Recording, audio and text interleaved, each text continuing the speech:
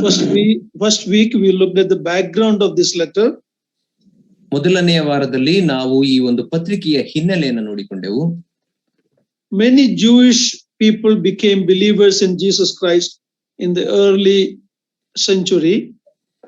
ಆ ಮೊದಲನೆಯ ಶತಮಾನಗಳಲ್ಲಿ ಅನೇಕ ಯಹೂದ್ಯರು ಯೇಸು ಕ್ರಿಸ್ತನನ್ನು ಅಂಗೀಕರಿಸಿಕೊಂಡು ವಿಶ್ವಾಸಿಗಳಾದರು. They stepped out of Judaism to Christian faith. ಅವರು ತಮ್ಮ ಯೂದ ಮತದಿಂದ ಹೊರಕ್ಕೆ ಬಂದು ಕ್ರೈಸ್ತ ನಂಬಿಕೆಯಲ್ಲಿ ನಡೆಯುವವರಾದರು. But because of the persecution they were facing from their own countrymen, they were thinking, did we make the right decision or should we go back to Judaism?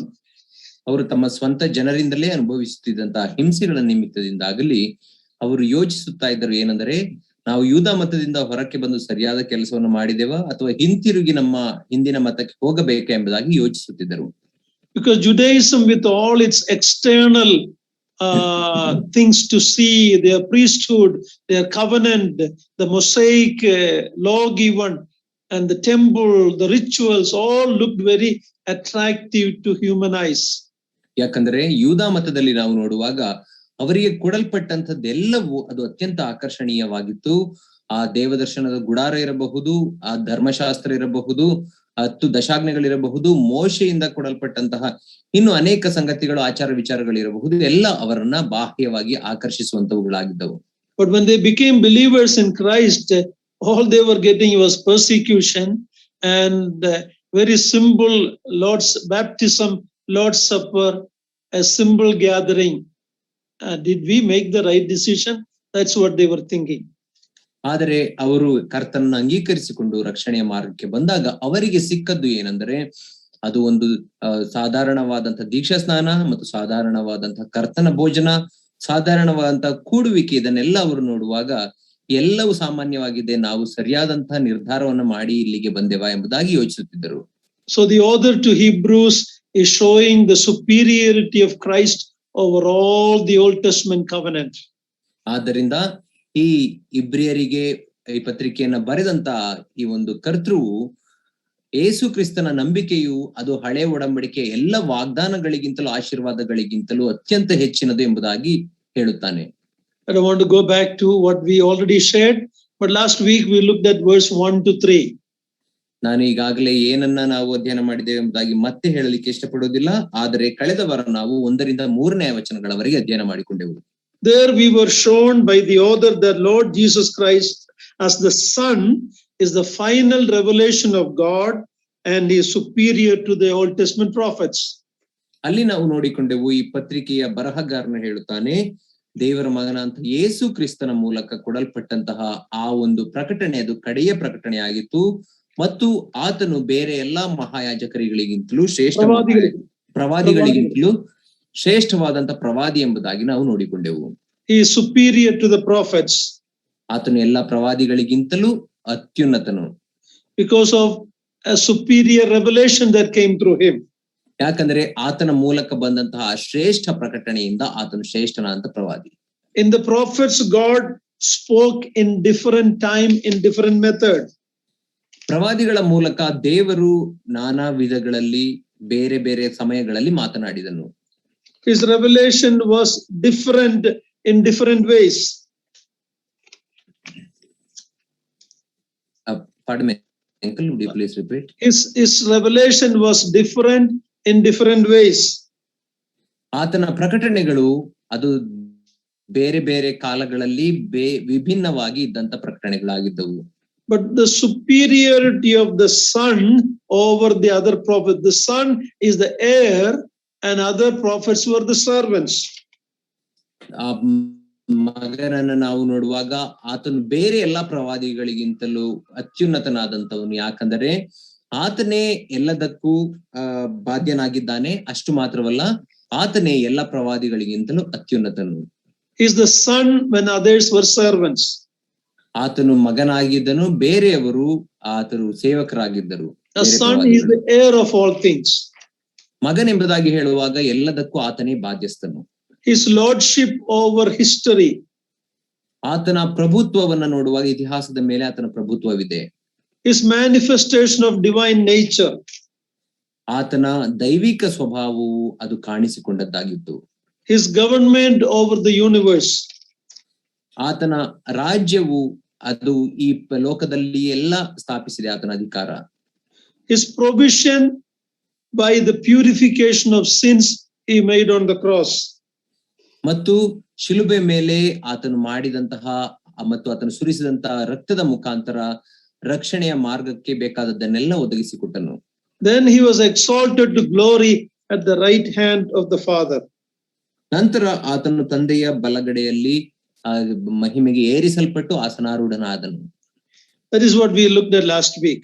ಅದನ್ನೇ ನಾವು ಕಳೆದ ವಾರ ನೋಡಿಕೊಂಡೆವು. Today let's start by reading verse 4. ಈ ದಿನ ನಾವು 4ನೇ ವಚನವನ್ನು ಓದಿಕೊಳ್ಳುವುದರ ಮೂಲಕ ಪ್ರಾರಂಭಿಸೋಣ. 4ನೇ ವಚನ, ಈತನು ದೇವದೂತರಿಗಿಂತಲೂ ಉತ್ತಮನಾದನು, ಅವನಿಗಿಂತ ಶ್ರೇಷ್ಠವಾದ ಹೆಸರನ್ನು ಹೊಂದಿದನಲ್ಲ. After showing that Christ is superior to the prophets, now in this paragraph the author affirms that the Son is superior to angels. ಎಲ್ಲ ಪ್ರವಾದಿಗಳಿಗಿಂತಲೂ ಆತನು ಮಗನು ಉತ್ತಮನಾದಂತವನು ಎಂಬುದಾಗಿ ಹೇಳಿದ ನಂತರ ಇಲ್ಲಿ ಬರಹಗಾರನು ಹೇಳುತ್ತಾನೆ, ಆತನು ದೇವದೂತರಿಗಿಂತಲೂ ಶ್ರೇಷ್ಠನಾದವನು ಎಂಬುದಾಗಿ. Remember, the original readers of this epistle were Jewish Christians. ಜ್ಞಾಪಕದಲ್ಲಿರಲಿ, ಈ ಪತ್ರಿಕೆಗಳನ್ನ ಮೂಲವಾಗಿ ಬರೆದದ್ದು ಯಾರಿಗೆ ಅಂದರೆ ಇಬ್ರಿಯ ಯಹೂದ್ಯ ವಿಶ್ವಾಸಿಗಳಿಗೆ. They believed that angels were highest being in God's creation. ಅವರು ನಂಬುವ ಪ್ರಕಾರ ದೇವರ ಸೃಷ್ಟಿಯಲ್ಲಿ ದೇವದೂತರು ಅತ್ಯುನ್ನತರು ಎಂಬುದಾಗಿ ಅವರು ನೆನೆಸಿದರು. The sacredness of the Old Testament law, they believed it was spoken through the angels. The law was given in the mediatory work of the angels. ಅವರ ಪ್ರಕಾರ ಹಳೆಯ ಒಡಂಬಡಿಕೆಯ ಧರ್ಮಶಾಸ್ತ್ರ ಮತ್ತು ಶಾಸನಗಳು ಅದು ದೇವದೂತರ ಮಧ್ಯಸ್ಥಿಕೆಯ ಮುಖಾಂತರ ಕೊಡಲ್ಪಟ್ಟದ್ದು ಎಂಬುದಾಗಿ ಅವರು ನಂಬುತ್ತಿದ್ದರು. Let us read 2 verses. Acts 7:53. Acts 7:53. ಅಪೊಸ್ತಲರ ಕೃತ್ಯ 7ನೇ ಅಧ್ಯಾಯ 53ನೇ ವಚನವನ್ನ ನಾವು ನೋಡಿಕೊಳ್ಳೋಣ. 7ನೇ ಅಧ್ಯಾಯ 53ನೇ ವಚನ, ಅಪೊಸ್ತಲರ ಕೃತ್ಯ, ದೇವದೂತರ ಮೂಲಕ ನೇಮಕವಾದ ಧರ್ಮಶಾಸ್ತ್ರವನ್ನು ನೀವು ಹೊಂದಿದವರಾದರೂ ಅದನ್ನು ಅನುಸರಿಸುವುದಿಲ್ಲ ಎಂದು ಹೇಳಿದನು. Galatians 3:19. ಗಲಾತ್ಯದವರಿಗೆ ಬರೆದ ಪತ್ರಿಕೆ 3ನೇ ಅಧ್ಯಾಯ 19ನೇ ವಚನ, ಹಾಗಾದ್ರೆ ಮೋಶೆಯ ಧರ್ಮಶಾಸ್ತ್ರವು ಯಾತಕ್ಕೆ? ವಾಗ್ದಾನದಲ್ಲಿ ಸೂಚಿತನಾದವನು ಹುಟ್ಟಿ ಬರುವ ತನಕ ದೇವರು ಎಂತಿಂಥದು ಅಪರಾಧವೆಂದು ತೋರಿಸುವುದಕ್ಕಾಗಿ ಅದನ್ನು ವಾಗ್ದಾನದ ತರುವಾಯ ನೇಮಿಸಿ ದೇವದೂತರ ಮುಖಾಂತರ ಒಬ್ಬ ಮಧ್ಯಸ್ಥನ ಕೈಯಲ್ಲಿ ಕೊಟ್ಟನು. The argument is that the angels had a part in giving the old covenant. ಇಲ್ಲಿ ಅವರ ವಾದ ಏನಾಗಿತ್ತು ಎಂದರೆ ಹಳೆಯ ಒಡಂಬಡಿಕೆಯನ್ನ ಕೊಡುವುದರಲ್ಲಿ ದೇವದೂತರು ಮುಖ್ಯ ಪಾತ್ರವನ್ನು ವಹಿಸಿದ್ದರು. That is the law of Moses. ಅಂದರೆ ಮೋಶೆಯ ಧರ್ಮಶಾಸ್ತ್ರ. So they questioned if Christianity and the new covenant had anything to equal that.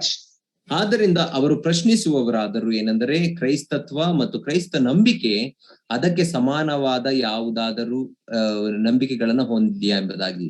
These messengers, angels, came from God's presence. ಈ ದೇವದೂತರು ಅವರು ವಾರ್ತೆಗಳನ್ನು ತೆಗೆದುಕೊಂಡು ದೇವರ ಪ್ರಸನ್ನತೆಯಿಂದ ಬಂದವರಾಗಿದ್ದರು. But the author to Hebrews proves that Christ is superior to angels. ಆದರೆ ಈ ಇಬ್ರಿಯರ ಪತ್ರಿಕೆಯನ್ನ ಬರೆದಂತಹ ಈ ಗ್ರಂಥಕರ್ತನು ಯೇಸು ಕ್ರಿಸ್ತನೇ ಆ ದೇವದೂತರಿಂದ ಶ್ರೇಷ್ಠನಾದವನು ಎಂಬುದಕ್ಕೆ ಕೆಲವು ಪುರಾವೆಗಳನ್ನ ಕೊಡುತ್ತಾನೆ. He does this by quoting 7 passages from the Old Testament, which is the Jewish Bible. ಅದಕ್ಕೆ ಬೇಕಾದ ಸಾಕ್ಷ್ಯಾಧಾರಗಳನ್ನ ಆತನು ಹಳೆಯ ಒಡಂಬಡಿಕೆಯಿಂದ ಅಂದರೆ ಯಹೂದ್ಯರ ಸತ್ಯವೇದದಿಂದ 7 ಪುರಾವೆಗಳನ್ನ ಕೊಡುವವನಾಗಿದ್ದಾನೆ. He makes out of this 7 quotation, he makes 4 points about Christ and the angels. ಈ 7 ವಚನಗಳನ್ನ ತೋರಿಸುವುದರ ಮೂಲಕ ಆತನು 4 ಅಂಶಗಳನ್ನ ಕ್ರಿಸ್ತನ ಮತ್ತು ದೇವದೂತರ ಕುರಿತಾಗಿ ತೋರ್ಪಡಿಸುತ್ತಾನೆ. In verse 4 he made the statement that Christ is superior to angels. 4ನೇ ವಚನದಲ್ಲಿ ಆತನು ಕ್ರಿಸ್ತನು ದೇವದೂತರಿಗಿಂತ ಶ್ರೇಷ್ಠನಾದನು ಎಂಬಂತ ಅಂಶವನ್ನ ತಿಳಿಸುತ್ತಾನೆ. Because he has a more excellent name. ಯಾಕಂದರೆ ಆತನಿಗಿರುವಂತಹ ಹೆಸರು ಅತ್ಯುನ್ನತವಾದಂತಹ ಹೆಸರು. Let's look what that is in verse 5 and 6. ಅದು ಏನು ಎಂಬುದಾಗಿ 5 ಮತ್ತು 6ನೇ ವಚನಗಳಲ್ಲಿ ನಾವು ನೋಡಿಕೊಳ್ಳೋಣ. Please read verse 5 and 6. 5 ಮತ್ತು 6ನೇ ವಚನವನ್ನ ಇಬ್ರಿದವರಿಗೆ ಬರೆದ ಪತ್ರಿಕೆ 1ನೇ ಅಧ್ಯಾಯ 5-6 ವಚನವನ್ನ ಓದಿಕೊಳ್ಳೋಣ. ನನಗೆ ನೀನು ಮಗನು, ನಾನೇ ಈ ಹೊತ್ತು ನಿನ್ನನ್ನು ಪಡೆದಿದ್ದೇನೆ ಎಂತಲೂ, ನಾನು ಅವನಿಗೆ ತಂದೆಯಾಗಿರುವೆನು, ಅವನು ನನಗೆ ಮಗನಾಗಿರುವನು ಎಂತಲೂ ದೇವರು ತನ್ನ ದೂತರೊಳಗೆ ಯಾವನಿಗಾದರೂ ಎಂದಾದರೂ ಹೇಳಿದ್ದುಂಟೋ?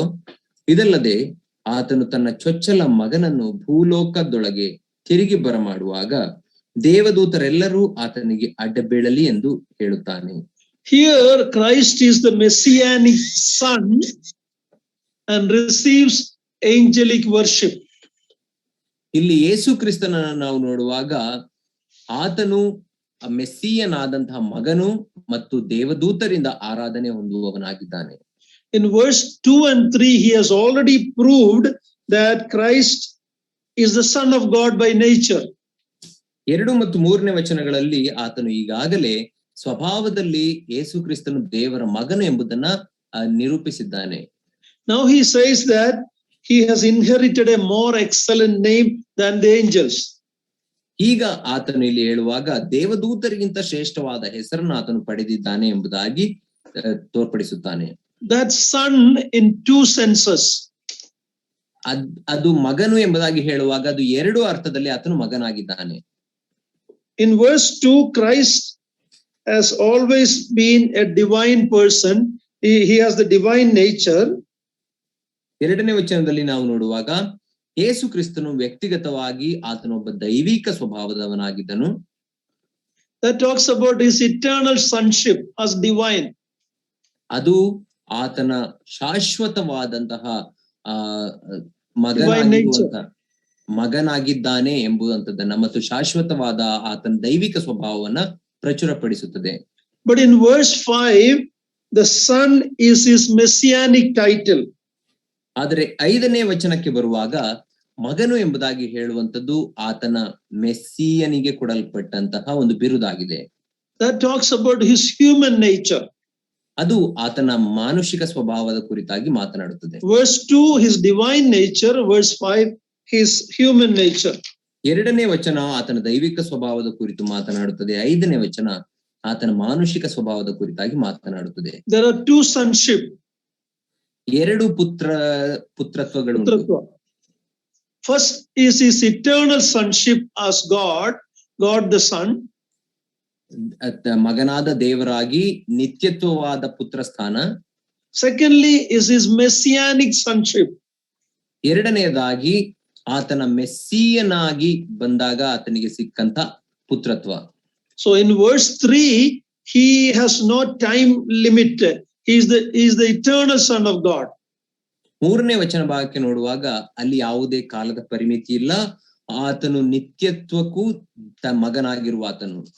But in verse 4 it is a sonship he inherited. ಆದರೆ 4ನೇ ವಚನಕ್ಕೆ ಬರುವಾಗ ಅದು ಆತನು ಬಾಧ್ಯವಾಗಿ ಹೊಂದಿದಂತಹ ಪುತ್ರನ ಪದವಿ. After talking about the events in verse 3 and 4, 3 ಮತ್ತು 4ನೇ ವಚನಗಳಲ್ಲಿರುವಂತಹ ಸಂಗತಿಗಳ ಕುರಿತಾಗಿ ಮಾತನಾಡಿದ ನಂತರ, that is he made a purification of sin. ಅಂದರೆ ಆತನು ಪಾಪದ ಪರಿಹಾರವನ್ನ ಮಾಡಿದನು ಎಂಬುದಾಗಿ ಹೇಳಿದ ನಂತರ he talks about his completed work on the earth. ನಂತರ ಆತನು ಭೂಮಿಯ ಮೇಲೆ ಮಾಡಿ ಮುಗಿಸಿದ ಕಾರ್ಯದ ಕುರಿತಾಗಿ ಮಾತನಾಡುತ್ತಾನೆ.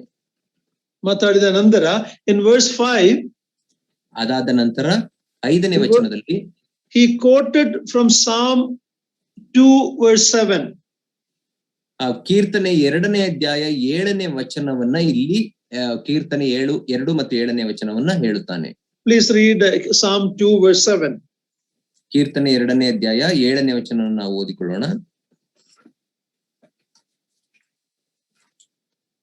We will be looking at many verses from the Old Testament. ನಾವು ಹಳೆ ಒಡಂಬಡಿಕೆಯಿಂದ ಅನೇಕ ವಚನಗಳನ್ನ ಇವತ್ತು ನೋಡಿಕೊಳ್ಳುತ್ತೇವೆ. Psalm 2 verse 7. 2ನೇ ಅಧ್ಯಾಯ ಕೀರ್ತನೆ 7ನೇ ವಚನ. ನಾನು ಯೆಹೋವನ ಆಜ್ಞೆಯನ್ನು ತಿಳಿಸುತ್ತೇನೆ, ಕೇಳಿರಿ. ಆತನು ನನಗೆ ನೀನು ಮಗನು, ನಾನೇ ಈ ಹೊತ್ತು ನಿನ್ನನ್ನು ಪಡೆದಿದ್ದೇನೆ. Okay, now when you come to Acts 13:33, ನಾವು ಅಪೊಸ್ತಲರ ಕೃತ್ಯ 13ನೇ ಅಧ್ಯಾಯ 33ನೇ ವಚನಕ್ಕೆ ಬರುವಾಗ the same statement is connected with Jesus' resurrection. ಈ ಒಂದು ಕೀರ್ತನೆ 2ನೇ ಅಧ್ಯಾಯ 7ನೇ ವಚನದ ಈ ಒಂದು ಹೇಳಿಕೆ ಯೇಸು ಕ್ರಿಸ್ತನ ಪುನರುತ್ಥಾನಕ್ಕೆ ಸಂಬಂಧಿಸಲ್ಪಟ್ಟಿದೆ.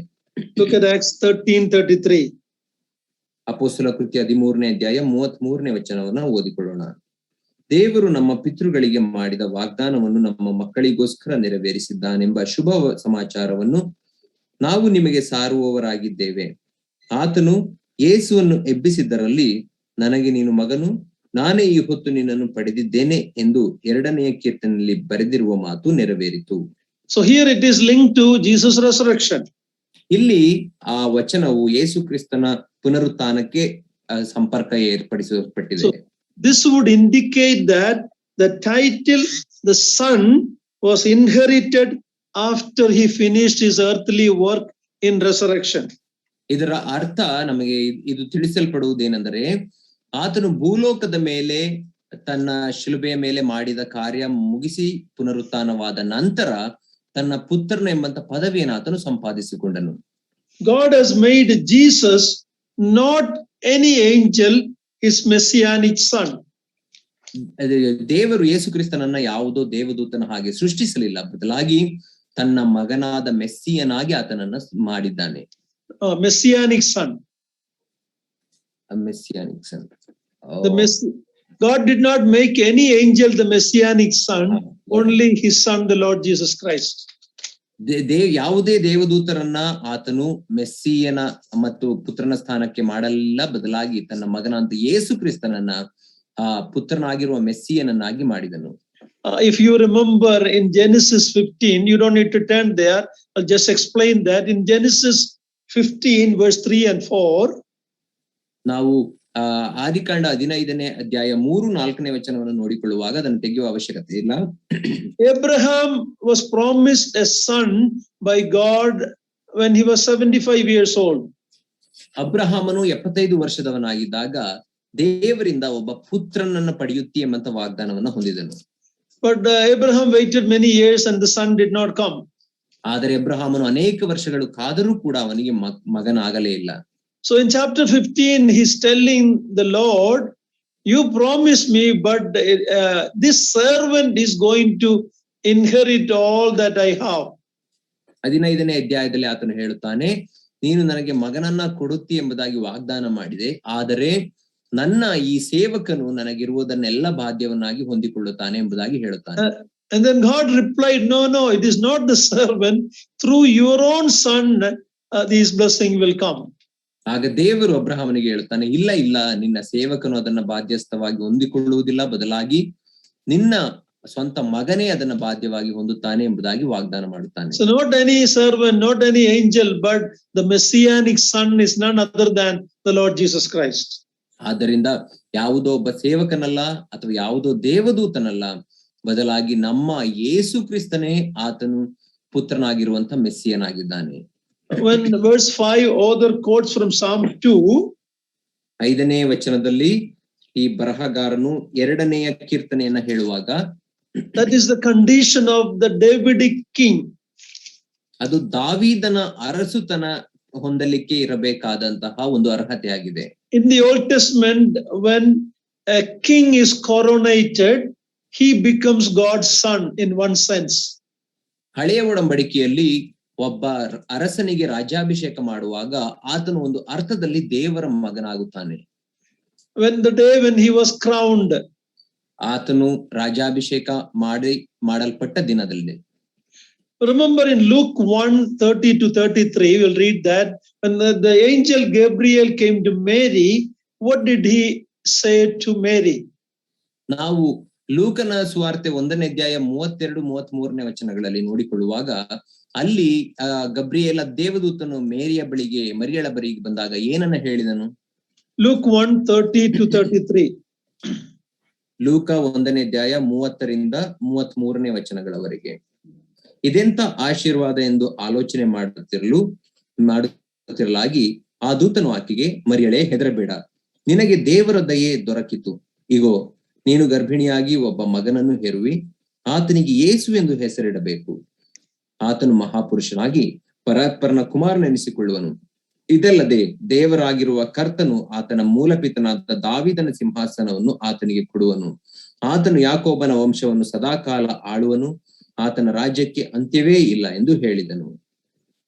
So this is what the Gabriel angel promised Mary. ಇದನ್ನೇ ದೇವದೂತನಾದ ಗಬ್ರಿಯೇಲನು ಮರಿಯಳಿಗೆ ವಾಗ್ದಾನ ಮಾಡಿದನು.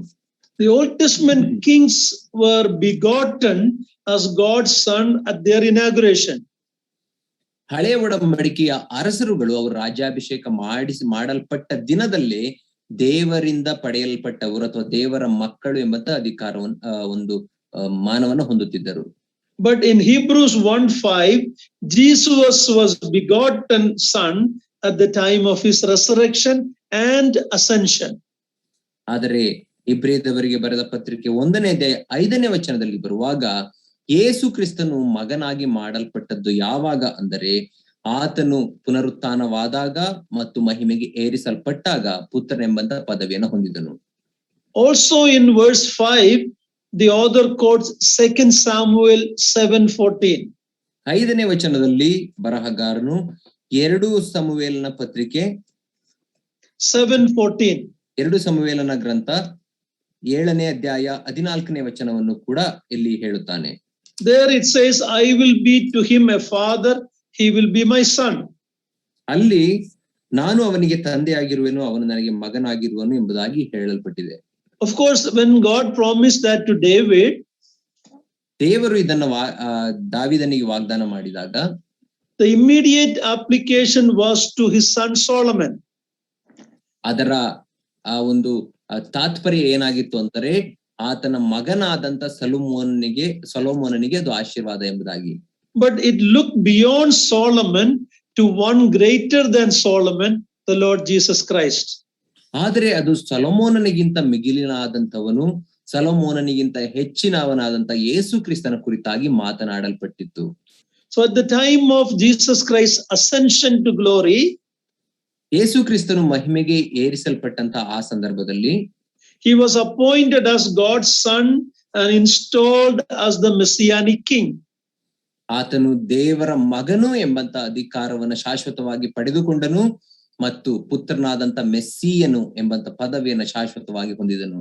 This dignity or title will continue forever. ಆತನಿಗಿರುವಂತ ಈ ಮಾನ ಮತ್ತು ಈ ಒಂದು ಬಿರುದು ಅದು ಶಾಶ್ವತವಾಗಿ ಮುಂದುವರಿಯುತ್ತದೆ. Solomon did not last forever. ಸೊಲೊಮೋನನು ಆತನು ನಿತ್ಯಕ್ಕೂ ಜೀವಿಸುವವನಾಗಲಿಲ್ಲ. God never exalted any angel to such a high office. ದೇವರು ಯಾವುದೇ ದೇವದೂತನನ್ನ ಇಂತಹ ಉನ್ನತ ಪದವಿಗೆ ಏರಿಸಲಿಲ್ಲ. Today angels are more greater and more powerful today than us. ಈ ದಿನದಲ್ಲಿ ನಾವು ನೋಡುವಾಗ ದೇವದೂತರು ನಮಗಿಂತ ಅತ್ಯಂತ ಬಲಶಾಲಿಗಳಾಗಿದ್ದಾರೆ.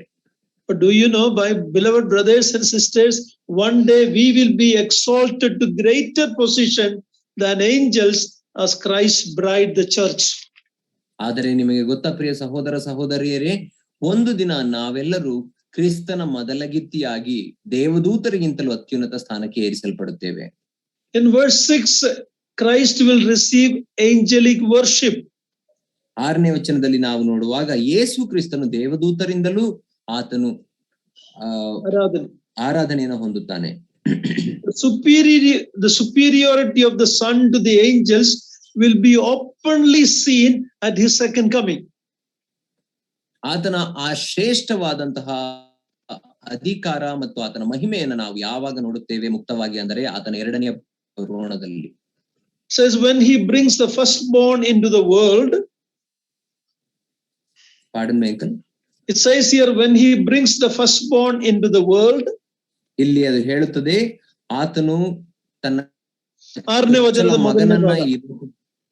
ವಚನದ ಮೊದಲನೇ ಭಾಗ, ಇದಲ್ಲದೆ ಆತನು ತನ್ನ ಚೊಚ್ಚಲ ಮಗನನ್ನು ಭೂಲೋಕದೊಳಗೆ ತಿರುಗಿ ಬರಮಾಡುವಾಗ ಎಂಬುದಾಗಿ ಹೇಳುತ್ತದೆ. That is talking about his second coming to rule as a king. ಅದು ಆತನ ಎರಡನೇ ಬರೋಣ, ಅರಸನಾಗಿ ಆಳ್ವಿಕೆ ಮಾಡಲಿಕ್ಕೆ ಆತನು ಬರುವ ಎರಡನೇ ಬರೋಣದ ಕುರಿತಾಗಿ ಮಾತನಾಡುತ್ತಿದೆ. At that time, he will be enthroned as Davidic king over all the earth.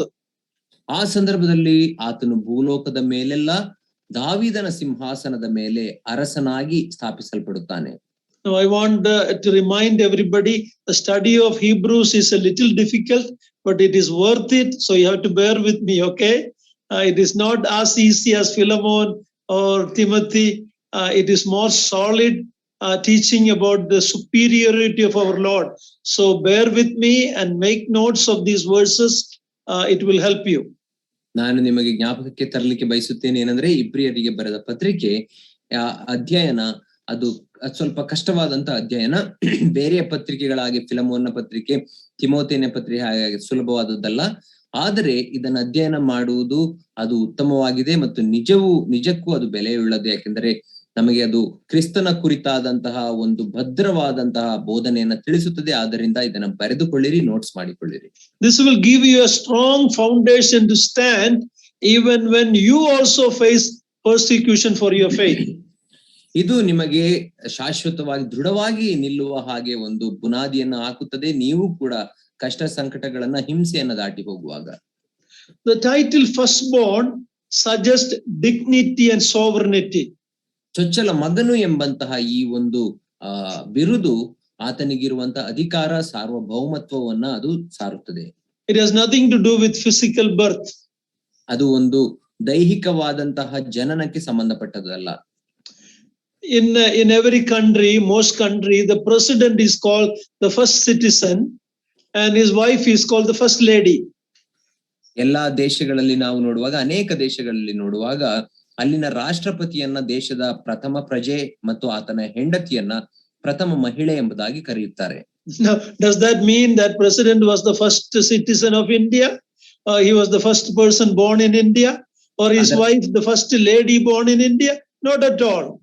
ಅದರ ಅರ್ಥ ಆ ರಾಷ್ಟ್ರಪತಿ ಆ ಭಾರತದಲ್ಲಿ ಹುಟ್ಟಿದಂತಹ ಪ್ರಥಮ ವ್ಯಕ್ತಿ ಅಥವಾ ಪ್ರಥಮ ಪ್ರಜೆ ಎಂಬುದಾಗಿ ಅಥವಾ ಆತನ ಹೆಂಡತಿ ಮೊದಲ ಹುಟ್ಟಿದ ಮಹಿಳೆ ಎಂಬುದಾಗಿ ಅರ್ಥನ ಇಲ್ಲ. It's a name that shows the dignity. ಅದು ಆ ಹೆಸರಿಗಿರುವಂತಹ ಅಧಿಕಾರವನ್ನ, ಗೌರವವನ್ನ ಸೂಚಿಸುವಂತ ಪದವಿ ಅಷ್ಟೇ. So Jesus is the firstborn means he is the sovereign. It shows his dignity.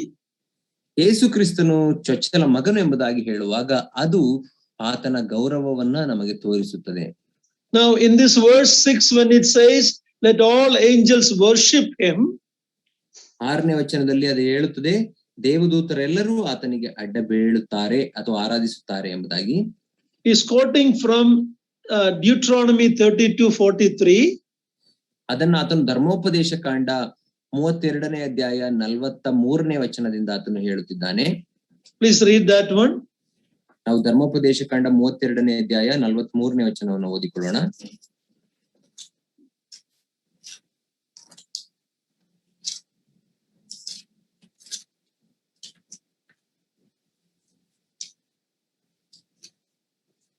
Deuteronomy 32:43. 32ನೇ ಅಧ್ಯಾಯ ಧರ್ಮೋಪದೇಶ ಕಾಂಡ 43ನೇ ವಚನ. ಜನಾಂಗಗಳಿರ ದೇವರ ಜನರನ್ನು ಹೊಗಳಿರಿ, ತನ್ನ ಸೇವಕರ ರಕ್ತವನ್ನು ಚೆಲ್ಲಿದ ಶತ್ರುಗಳಿಗೆ ಯೆಹೋವನು ಪ್ರತಿದಂಡನೆ ಮಾಡುತ್ತಾನೆ, ಅವರಿಗೆ ಮುಯ್ಯಿ ತೀರಿಸುತ್ತಾನೆ, ತನ್ನ ಜನರಿಗೋಸ್ಕರವೂ ದೇಶಕ್ಕೋಸ್ಕರವೂ ದೋಷ ಪರಿಹಾರ ಮಾಡುತ್ತಾನೆ. 43. Also Psalm 97:7. ಅದೇ ರೀತಿ ಕೀರ್ತನೆ 97ನೇ ಅಧ್ಯಾಯ 7ನೇ ವಚನವನ್ನು ಕೂಡ ಓದಿಕೊಳ್ಳೋಣ.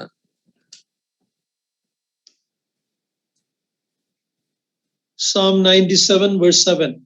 ಕೀರ್ತನೆ 97 7ನೇ ವಚನ.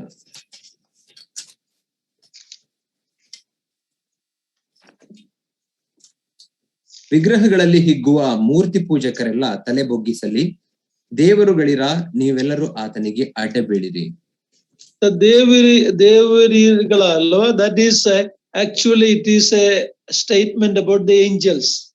ದೇವರುಗಳಿರ ಎಂಬುದಾಗಿ ಹೇಳುವಾಗ ಅದು ದೇವದೂತರ ಕುರಿತಾಗಿ ಮಾತನಾಡುತ್ತಿರುವುದಾಗಿದೆ.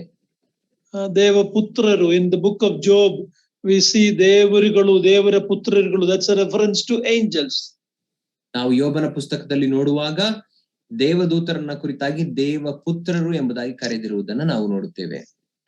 So here the angels are told to worship the Son. ಇಲ್ಲಿ ದೇವದೂತರು ಕೂಡ ಮಗನನ್ನು ಆರಾಧಿಸಬೇಕು ಎಂಬುದಾಗಿ ಹೇಳಲ್ಪಟ್ಟಿದೆ. Remember in Isaiah 6, when Isaiah saw the glory of the Lord and see the angels worshipping him, covering their face and their feet and crying out, holy, holy, holy, the Lord God Almighty. ನಾವು ಯೆಶಾಯ 6ನೇ ಅಧ್ಯಾಯದಲ್ಲಿ ನಾವು ನೋಡುವಾಗ ಯೆಶಾಯನಿಗಾದ ದರ್ಶನದಲ್ಲಿ ಕೆರೂಬಿಯರುಗಳು ಎರಡು ರೆಕ್ಕೆಗಳಿಂದ ತಮ್ಮ ಮುಖವನ್ನ ಎರಡರಿಂದ ತಮ್ಮ ಕಾಲುಗಳನ್ನ ಮುಚ್ಚಿಕೊಂಡು ಹಾರುತ್ತಾ ದೇವರನ್ನ ಶುದ್ಧನು ಪರಿಶುದ್ಧನು ಎಂಬುದಾಗಿ ಹೇಳುವುದನ್ನ ಜ್ಞಾಪಿಸಿಕೊಳ್ಳಿರಿ. Now, who did Isaiah see when he saw that glory? ದೇವರ ಮಹಿಮೆಯನ್ನ ಆತನು ನೋಡಿದಾಗ ಯಾರನ್ನ ಅಲ್ಲಿ ಯೆಶಾಯನು ಕಂಡನು? To know that who did Isaiah see, whose vision, you have to turn to John chapter 12 verse 41. ಯಾರನ್ನ ಅಲ್ಲಿ ಯೆಶಾಯನು ಕಂಡದ್ದು, ಆತನ ದರ್ಶನ ಯಾರ ಮಹಿಮೆಯನ್ನ ಯೆಶಾಯನು ಕಂಡದ್ದು ತನಗಾದ ದರ್ಶನದಲ್ಲಿ ಎಂಬುದನ್ನು ನಾವು ಅರ್ಥ ಮಾಡಿಕೊಳ್ಳಬೇಕಾದ್ರೆ ಯೋಹಾನನ ಸುವಾರ್ತೆ 7ನೇ ಅಧ್ಯಾಯಕ್ಕೆ ನಾವು ತಿರುಗಿಸೋಣ. 12:41 ಅಧ್ಯಾಯ 41ನೇ ವಚನಕ್ಕೆ ನಾವು ತಿರುಗಿಸೋಣ. ಯೋಹಾನನ ಸುವಾರ್ತೆ 12:41. ಯೋಹಾನನ ಸುವಾರ್ತೆ 12ನೇ ಅಧ್ಯಾಯ 41ನೇ ವಚನ. ಯೆಶಾಯನು ಆತನ ಮಹಿಮೆಯನ್ನು ನೋಡಿದ್ದರಿಂದ ಆತನ ವಿಷಯದಲ್ಲಿ ಮಾತಾಡುತ್ತಿರುವಾಗ ಆ ಮಾತನ್ನು ನುಡಿದನು. So if you look at the earlier verses, it's talking about the Lord Jesus.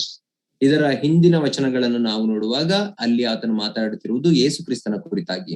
In other words, Isaiah saw the glory of the Lord Jesus Christ in Isaiah 6. ಇನ್ನೊಂದು ಮಾತಿನಲ್ಲಿ ಹೇಳುವುದಾದರೆ ಯೆಶಾಯನ ಗ್ರಂಥ 6ನೇ ಅಧ್ಯಾಯದಲ್ಲಿ ಯಾರ ಮಹಿಮೆಯನ್ನು ನೋಡಿದನೆಂದರೆ ಯೇಸು ಕ್ರಿಸ್ತನ ಮಹಿಮೆಯನ್ನು ನೋಡಿದನು. Remember, we also know the word that no one has seen God at any time. ನಮಗೆ ಗೊತ್ತಿರುವಂತಹ ಈ ಒಂದು ಹೇಳಿಕೆ ಏನೆಂದರೆ ಯಾರು ಎಂದು ದೇವರನ್ನ ಕಂಡಿಲ್ಲ ಎಂಬಂತ ಹೇಳಿಕೆ. So anyone who claims he has seen God or his glory in the Old Testament, it has an application to the pre-incarnate appearance of vision of the Lord Jesus Christ. ಆದ್ದರಿಂದ ಹಳೆಯ ಒಡಂಬಡಿಕೆಯಲ್ಲಿ ಯಾರಾದರೂ ದೇವರನ್ನ ನೋಡಿದ್ದಾರೆ ಎಂಬುದಾಗಿ ನಾವು ಓದುವಾಗ ಅದರ ಅರ್ಥ ಯೇಸು ಕ್ರಿಸ್ತನ ನರಾವತಾರ ಎತ್ತಿ ಬರುವುದಕ್ಕಿಂತ ಮುಂಚೆ ಅವರು ಯೇಸು ಕ್ರಿಸ್ತನ ದರ್ಶನವನ್ನು ಮಾಡಿದ್ದಾರೆ. So or at times the Christophany, God appeared in human form, like to Abraham, like to Gideon, like to a few people in the Old Testament. It was the pre-incarnate Jesus Christ. ಅದರ ಅರ್ಥ ಯೇಸು ಕ್ರಿಸ್ತನು ಆತನು ಮನುಷ್ಯನಾಗಿ ಲೋಕಕ್ಕೆ ಬರುವುದಕ್ಕಿಂತ ಮುಂಚೆ ಹಳೆ ಒಡಂಬಡಿಕೆಯಲ್ಲಿ ಅಬ್ರಹಾಮನಿಗಿರಬಹುದು, ಗಿದ್ಯೋನನಿಗಿರಬಹುದು, ಆ ದೇವರ ರೂಪದಲ್ಲಿ ಆತನೇ ಕಾಣಿಸಿಕೊಂಡದ್ದು ದೇವನಾಗಿ ಯೇಸು ಕ್ರಿಸ್ತನೇ ಅದು ಕಾಣಿಸಿಕೊಂಡಿರುವುದು. So here in verse, let all God's angel worship him, that him is referring to Jesus Christ as the Son of God. ಆದ್ದರಿಂದ ದೇವದೂತರೆಲ್ಲರೂ ಆತನನ್ನ ಸ್ತುತಿಸಲಿ ಎಂಬುದಾಗಿ ಹೇಳುವಾಗ, ಅಡ್ಡಬೀಳಲಿ ಎಂಬುದಾಗಿ ಹೇಳುವಾಗ, ಆತನಿಗೆ ಎಂಬುದಾಗಿ ಹೇಳುವಾಗ ಅದು ಯೇಸು ಕ್ರಿಸ್ತನಿಗೆ. The messianic son is in fact God the Son. ಪುತ್ರನಾದಂತ ಮೆಸ್ಸಿಯನು ಯಾರೆಂದರೆ ಮಗನಾದ ದೇವರಾದ ಮಗನೇ, the Lord Jesus Christ. ನಮ್ಮ ಕರ್ತನಾದಂತ ಯೇಸು ಕ್ರಿಸ್ತನೇ. Now look at verse 7 to 9. ನಾವು 7ರಿಂದ 9ನೇ ವಚನಗಳವರೆಗೆ ಓದಿ. Hebrews 1:7-9. ಇಬ್ರಿಯದವರಿಗೆ ಬರೆದ ಪತ್ರಿಕೆ 1ನೇ ಅಧ್ಯಾಯ 7ರಿಂದ 9ನೇ ವಚನ ಎಂದು ಹೇಳುತ್ತಾನೆ. ದೂತರ ವಿಷಯದಲ್ಲಿ ಹೇಳುವುದೇನೆಂದರೆ, ದೇವರು ತನ್ನ ದೂತರನ್ನು ಗಾಳಿಗಳನ್ನಾಗಿಯೂ ತನ್ನ ಸೇವಕರನ್ನು ಅಗ್ನಿ ಜ್ವಾಲೆಯನ್ನಾಗಿಯೂ ಮಾಡುತ್ತಾನೆ ಎಂಬುದು. ಮಗನ ವಿಷಯದಲ್ಲಿ ಆದರೂ, ದೇವರೇ, ನಿನ್ನ ಸಿಂಹಾಸನವು ಯುಗಾಂತರಗಳಲ್ಲಿಯೂ ಇರುವುದು, ನ್ಯಾಯದಂಡವೇ ನಿನ್ನ ರಾಜದಂಡವಾಗಿದೆ. ನೀನು ಧರ್ಮವನ್ನು ಪ್ರೀತಿಸಿದಿ, ಅಧರ್ಮವನ್ನು ದ್ವೇಷಿಸಿದಿ. ಆದದರಿಂದ ದೇವರು ನಿನ್ನ ದೇವರೇ ನಿನ್ನನ್ನು ನಿನ್ನ ಜೊತೆಗಾರರಿಗಿಂತ ಉನ್ನತ ಸ್ಥಾನಕ್ಕೆ ಏರಿಸಿ ಪರಮಾನಂದ ತೈಲದಿಂದ ಅಭಿಷೇಕಿಸಿದ್ದಾನೆ. So Christ as divine king not only receives worship from the angels, he receives obedience. ಆದ್ದರಿಂದ ಯೇಸು ಕ್ರಿಸ್ತನು ಒಬ್ಬ ದೈವಿಕ ಅರಸನಾಗಿ ದೇವದೂತರಿಂದ ಆರಾಧನೆಯನ್ನು ಸ್ವೀಕರಿಸುವುದು ಮಾತ್ರವಲ್ಲ, ದೇವದೂತರು ಆತನಿಗೆ ವಿಧೇಯರಾಗುತ್ತಾರೆ. Okay, now this quotation in verse 7 is from Psalm 104 verse 4. ಈ 7ನೇ ವಚನ 104ನೇ ಕೀರ್ತನೆ 4ನೇ ವಚನದ ಕುರಿತಾಗಿ ಮಾತನಾಡುತ್ತಿದೆ. Please read Psalm 104 verse 4. 104ನೇ ಕೀರ್ತನೆ 4ನೇ ವಚನವನ್ನು ನಾವು ಓದಿಕೊಳ್ಳೋಣ. ಗಾಳಿಗಳನ್ನು ನಿನ್ನ ದೂತರನ್ನಾಗಿಯೂ ಅಗ್ನಿಜ್ವಾಲೆಯನ್ನು ಸೇವಕರನ್ನಾಗಿಯೂ ಮಾಡಿಕೊಳ್ಳುತ್ತಿ. Now remember, the author is talking or speaking to the Jewish Christians, quoting from their own Bible, the Old Testament, the superiority of the Lord Jesus Christ. ಇಲ್ಲಿ ಈ ಪತ್ರದ ಬರಹಗಾರನು ಯಹೂದ್ಯ ವಿಶ್ವಾಸಿಗಳಿಗೆ ಮಾತಾಡುವವನಾಗಿ ಅವರದೇ ಸತ್ಯವೇದ ಅಥವಾ ಹಳೆ ಒಡಂಬಡಿಕೆಯಿಂದ ಹೇಳುವವನಾಗಿ ತೋರಿಸುವವನಾಗಿ ವಚನಗಳನ್ನ ಯೇಸು ಕ್ರಿಸ್ತನ ಶ್ರೇಷ್ಠತೆಯ ಕುರಿತಾಗಿ ಮಾತನಾಡುತ್ತಿದ್ದಾನೆ. You know, the Jewish people don't believe in the New Testament or the Lord Jesus Christ. ನಮಗೆ ಗೊತ್ತು, ಯಹೂದ್ಯರು ಹೊಸ ಒಡಂಬಡಿಕೆಯನ್ನಾಗಲಿ ಯೇಸು ಕ್ರಿಸ್ತನನ್ನಾಗಲಿ ನಂಬುವುದಿಲ್ಲ. But Old Testament is enough if they are open to the truth to know that Jesus Christ is predicted in the Old Testament, their own Bible.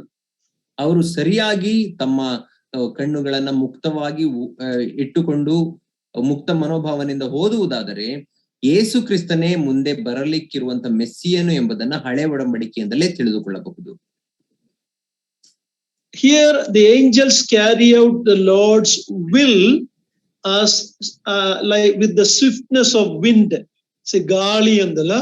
So how the wind is very swift, such with such speed the angels carry out God's will. ಇಲ್ಲಿ ನಾವು ನೋಡುವಾಗ ದೇವದೂತರು ದೇವರ ಚಿತ್ತವನ್ನ ಗಾಳಿಯು ಹೇಗೆ ವೇಗವಾಗಿ ರಭಸವಾಗಿ ಬೀಸುತ್ತದೋ ಆ ರೀತಿ ಕ್ಷಣ ಮಾತ್ರದಲ್ಲಿ ಆತನ ಚಿತ್ತವನ್ನ ನೆರವೇರಿಸುತ್ತಾರೆ. See, the Lord told us believers to be his witness, go into all the world and be his witness. ಆದರೆ ದೇವರನ್ನ ನಾವು ನೋಡುವಾಗ ಯೇಸು ಕ್ರಿಸ್ತನು ಹೇಳಿದನು, ಲೋಕದ ಕಟ್ಟ ಕಡೆಗೆ ಹೋಗಿ ನನಗೆ ಸಾಕ್ಷಿಗಳಾಗಿರಿ ಎಂಬುದಾಗಿ ಮನುಷ್ಯರಾದ ನಮಗೆ ಹೇಳಿದನು. You know, if that ministry was given to the angels, they would have evangelized the whole world. ಅದೇ ಒಂದು ಸೇವೆಯ ಭಾರವನ್ನ ದೇವದೂತರಿಗೆ ಕೊಟ್ಟಿರುವುದಾದರೆ ಇಷ್ಟೊತ್ತಿಗೆ ಲೋಕಕ್ಕೆಲ್ಲ ಸುವಾರ್ತೆಯನ್ನು ಸಾರಿ ಮುಗಿಸುತ್ತಿದ್ದರು. And such swift servants are the angels. ಆದ್ದರಿಂದ ಆ ರೀತಿ ಗಾಳಿಯ ವೇಗದಲ್ಲಿ ಕೆಲಸ ಮಾಡುವ ಸೇವಕರೇ ದೇವದೂತರು. Wind also has a meaning, spirit. ಗಾಳಿ ಎಂಬುದಾಗಿ ಹೇಳುವಾಗ ಅದಕ್ಕೆ ಇನ್ನೊಂದು ಅರ್ಥವಿದೆ, ಆತ್ಮ ಎಂಬುದಾಗಿ. But it also, they do it in the strength of fire. Not only wind, but also fire. ದೇವದೂತರು ತಾವು ಮಾಡುವಂತ ಕೆಲಸವನ್ನ ಗಾಳಿಯ ಬಲದಿಂದ ಮಾತ್ರವಲ್ಲ, ಬೆಂಕಿಯ ಬಲದಿಂದಲೂ ಕೂಡ ಅವರು ಮಾಡುತ್ತಾರೆ. That's why it says their ministers a flame of fire. ಆದ್ದರಿಂದಲೇ ಅದು ಹೇಳುತ್ತದೆ, ತನ್ನ ಸೇವಕರನ್ನು ಅಗ್ನಿ ಜ್ವಾಲೆಯನ್ನಾಗಿ ಮಾಡುತ್ತಾನೆ ಎಂಬುದಾಗಿ. See, as great as the angels are, they are servants, ministers of God. ಯಾವ ರೀತಿ ದೇವದೂತರು ಶ್ರೇಷ್ಠರಾಗಿದ್ದಾರೋ ಅದೇ ಆದರೆ ಅವರು ಇದ್ದರೂ ಕೂಡ ದೇವರಿಗೆ ಅವರು ಸೇವಕರಾಗಿದ್ದಾರೆ. The ministers of God. ಅವರು ದೇವರ ಸೇವಕರು. You know what Jesus told about his disciples, you and me, in John 15:14 and 15? He said, I don't call you servants anymore, you are my friends. ಆದರೆ ತನ್ನ ಶಿಷ್ಯರ ಕುರಿತಾಗಿ ಮತ್ತು ನಿನ್ನ ಕುರಿತಾಗಿ ಯೇಸು ಕ್ರಿಸ್ತನು ಏನು ಹೇಳಿದನು ಗೊತ್ತಾ? ಯೋಹಾನ ಸುವಾರ್ತೆ 14 ಮತ್ತು 15ನೇ ಅಧ್ಯಾಯದಲ್ಲಿ 15, 14 and 15. 15ನೇ ಅಧ್ಯಾಯ 14 ಮತ್ತು 15ನೇ ವಚನಗಳಲ್ಲಿ ನಾವು ನೋಡುವಾಗ, ನಾನು ನಿಮ್ಮನ್ನ ಸೇವಕರೆಂಬುದಾಗಿ ಕರೆಯುವುದಿಲ್ಲ, ಬದಲಾಗಿ ಸ್ನೇಹಿತರೆಂಬುದಾಗಿ ಕರೆಯುತ್ತೇನೆ ಎಂದು ಹೇಳಿದರು. What a privilege God has given to his children, the New Testament believers. ಎಂತಹ ಸೌಭಾಗ್ಯವನ್ನ ದೇವರು ನಮಗೆ ಕೊಟ್ಟಿದ್ದಾನೆ ಹೊಸ ಒಡಂಬಡಿಕೆ ವಿಶ್ವಾಸಿಗಳಿಗೆ. Christ is the divine king. ಯೇಸು ಕ್ರಿಸ್ತನೇ ಆ ದೈವಿಕವಾದಂತಹ ಅರಸನು. In this verse 7, he is also quoting from Psalm 45 verse 6 to 8.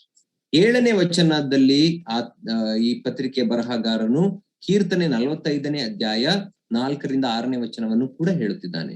6 to 8. 6ರಿಂದ 8ನೇ ವಚನ, ಕೀರ್ತನೆ 45 6ರಿಂದ 8ನೇ ವಚನವನ್ನು ಕೂಡ ಆತನು ಮಾತನಾಡುತ್ತಿದ್ದಾನೆ. Let's read that also. ಕೀರ್ತನೆ 45 6ರಿಂದ 8ನೇ ವಚನವನ್ನು. This is verse 8 I'm talking about, not 7. 8ನೇ ವಚನದ ಕುರಿತಾಗಿ ನಾವು ನೋಡುವಾಗ ಅದು 45ನೇ ಕೀರ್ತನೆ 6 to 8ನೇ ವಚನಗಳ ಕುರಿತಾಗಿ ಅಲ್ಲಿ ಮಾತನಾಡಲ್ಪಟ್ಟಿದೆ. ದೇವರೇ, ನಿನ್ನ ಸಿಂಹಾಸನವು ಯುಗ ಯುಗಾಂತರಗಳಲ್ಲಿ ಇರುವುದು, ನಿನ್ನ ರಾಜದಂಡವು ನ್ಯಾಯಸ್ಥಾಪಕವಾದದ್ದೇ. ನೀನು ಧರ್ಮವನ್ನು ಪ್ರೀತಿಸಿದಿ, ಅಧರ್ಮವನ್ನು ದ್ವೇಷಿಸಿದಿ. ಆದದರಿಂದ ದೇವರು ನಿನ್ನ ದೇವರೇ ನಿನ್ನನ್ನು ನಿನ್ನ ಜೊತೆಗಾರರಿಗಿಂತ ಉನ್ನತ ಸ್ಥಾನಕ್ಕೆ ಏರಿಸಿ ಪರಮಾನಂದ ತೈಲದಿಂದ ಅಭಿಷೇಕಿಸಿದ್ದಾನೆ. ನಿನ್ನ ದಿವ್ಯಾಂಬರಗಳು ರಕ್ತಬೋಳ, ಅಗರು, ಚಂದನಗಳಿಂದ ಎಷ್ಟೋ ಸುವಾಸನೆಯುಳ್ಳವುಗಳಾಗಿವೆ. ಗಜದಂತ ಮಂದಿರಗಳೊಳಗೆ ಉತ್ಕೃಷ್ಟ ವಾದ್ಯಗಳು ನಿನ್ನನ್ನು ಆನಂದಗೊಳಿಸುವವು. Okay, in verse 6 to 8, he is showing Christ as the divine king. 6ರಿಂದ 8ನೇ ವಚನಗಳವರೆಗೆ ನಾವು ನೋಡುವಾಗ ಯೇಸು ಕ್ರಿಸ್ತನನ್ನ ಇಲ್ಲಿ ದೈವಿಕ ಅರಸನು ಎಂಬುದಾಗಿ ಚಿತ್ರಿಸಲ್ಪಟ್ಟಿದೆ. Here in Hebrews 1, 8 and 9, this is one of the strongest affirmation of the deity of Christ in the New Testament. ಹೊಸ ಒಡಂಬಡಿಕೆಯಲ್ಲಿ ಯೇಸು ಕ್ರಿಸ್ತನ ದೈವತ್ವವನ್ನ ದೃಢವಾಗಿ ಸಾಬೀತುಪಡಿಸುವಂತಹ ವಚನ ಯಾವುದಾದರೂ ಇದ್ದರೆ ಅದು ಇಬ್ರಿಯದವರಿಗೆ ಬರೆದ ಪತ್ರಿಕೆ 1ನೇ ಅಧ್ಯಾಯದ 8 ಮತ್ತು 9ನೇ ವಚನಗಳು. If any Jehovah's false witness or anybody else tell you Jesus is not God, or if the Muslim friends ask you, show where Jesus said I am God, look at this verse. ನಿಮಗೆ ಯಾರಾದರೂ ಯೆಹೋವನ ಸುಳ್ಳು ಸಾಕ್ಷಿಗಳು ಬಂದು ಅಥವಾ ಮುಸಲ್ಮಾನ ಸ್ನೇಹಿತರು ಯಾರಾದರೂ ನಿಮ್ಮನ್ನ ಕೇಳುವಾಗ ಯೇಸು ಕ್ರಿಸ್ತನು ದೇವರಲ್ಲ, ತೋರಿಸಿರಿ ಯೇಸು ಕ್ರಿಸ್ತನು ಎಲ್ಲಿ ತಾನು ದೇವರು ಎಂಬುದಾಗಿ ಹೇಳಿದ್ದಾನೆ ಎಂಬುದಾಗಿ ಕೇಳುವಾಗ ಈ ವಚನಗಳೇ ಅದನ್ನ ಸಾಬೀತುಪಡಿಸುತ್ತವೆ. This is the strongest affirmation in the New Testament that Jesus Christ is God. ಇದು ಅತ್ಯಂತ ಬಲವಾಗಿ ಹೊಸ ಒಡಂಬಡಿಕೆಯಲ್ಲಿ ಯೇಸು ಕ್ರಿಸ್ತನೇ ದೇವರಾಗಿದ್ದಾನೆ ಎಂಬುದಾಗಿ ಹೇಳುವ ವಚನ ಭಾಗಗಳು. It directly address the Son as God. ಇದು ಮಗನನ್ನ ನೇರವಾಗಿ ದೇವರು ಎಂಬುದಾಗಿ ಕರೆದಿರುವಂತಹ ವಚನಗಳು. In this psalm it says, he says to the Son, your throne, O God, is for ever and ever. ಇಲ್ಲಿ ನಾವು ನೋಡುವಾಗ ಮಗನಿಗೆ ಆತನು ಹೇಳುತ್ತಾನೆ, ದೇವರೇ ನಿನ್ನ ಸಿಂಹಾಸನವು ಯುಗಾಂತರಗಳಲ್ಲಿಯೂ ಇರುವುದು. What an amazing thing. God is calling the Son God. ಎಂತಹ ಅದ್ಭುತವಾದಂತಹ ಸತ್ಯ. ದೇವರು ತನ್ನ ಮಗನನ್ನ ದೇವರೇ ಎಂಬುದಾಗಿ ಕರೆಯುತ್ತಿದ್ದಾನೆ. So God the Father is calling God the Son God. ತಂದೆಯಾದಂತ ದೇವರು ಮಗನಾದಂತ ದೇವರನ್ನ ದೇವರು ಎಂಬುದಾಗಿ ಇಲ್ಲಿ ಕರೆಯುತ್ತಿದ್ದಾನೆ. Now this scene here is prophetic. It will be fulfilled completely at the second coming of Christ to the earth. ಇದು ಒಂದು ಪ್ರವಾದನೆಯಿಂದ ಕೂಡಿದಂತಹ ಒಂದು ವಚನವಾಗಿದೆ. ಅದು ಯಾವಾಗ ನೆರವೇರುತ್ತದೆ ಅಂದರೆ ಯೇಸು ಕ್ರಿಸ್ತನ 2ನೇ ಬರೋಣದಲ್ಲಿ ಈ ಪ್ರವಾದನೆ ನೆರವೇರುತ್ತದೆ. And when he rules, how will his rule be? ಆತನು ರಾಜ್ಯಾಧಿಕಾರವನ್ನು ವಹಿಸಿಕೊಂಡು ಅಧಿಕಾರ ನಡೆಸುವಾಗ ಯಾವ ರೀತಿ ಆತನ ಅಧಿಕಾರ ಇರುತ್ತದೆ ಎಂಬುದನ್ನ ಇದು ಸೂಚಿಸುತ್ತದೆ. The second part of verse 8 says, the scepter of uprightness is the scepter of your kingdom. 8ನೇ ಅಧ್ಯಾಯದ 8ನೇ ವಚನದ ಈ ಕಡೆಯ ಭಾಗವನ್ನು ನಾವು ನೋಡುವಾಗ ನ್ಯಾಯದಂಡವೇ ನಿನ್ನ ರಾಜದಂಡವಾಗಿದೆ ಎಂಬುದಾಗಿ ಅದು ಹೇಳುತ್ತದೆ. When Jesus Christ reign on the earth, righteousness will be the character of the kingdom.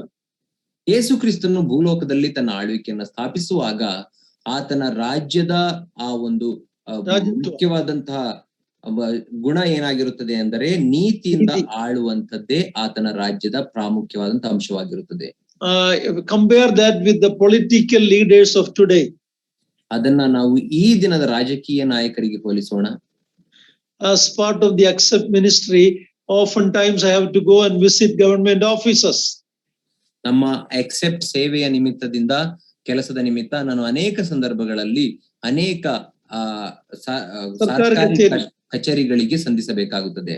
And it is a very discouraging thing when you go. 7-8 years I've been going from department to department.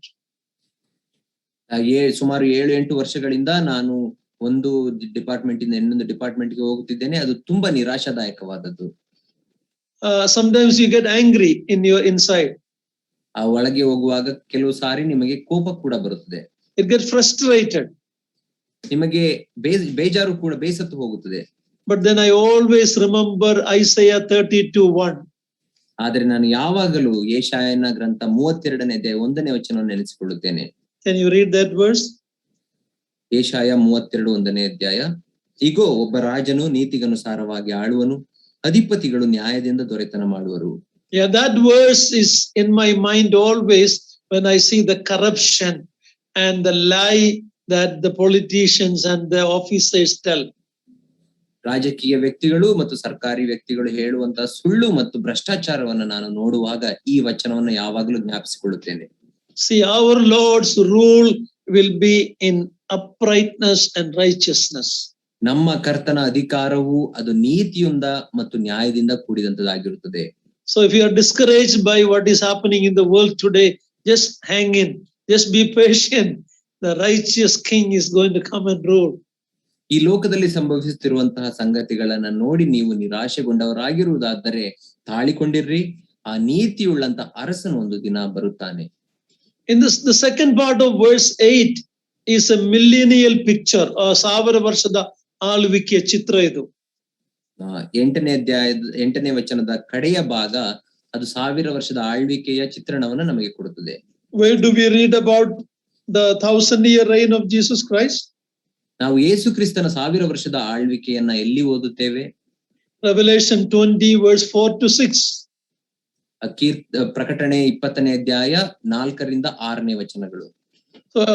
Here the psalmist is telling his reign will be holy and lawful.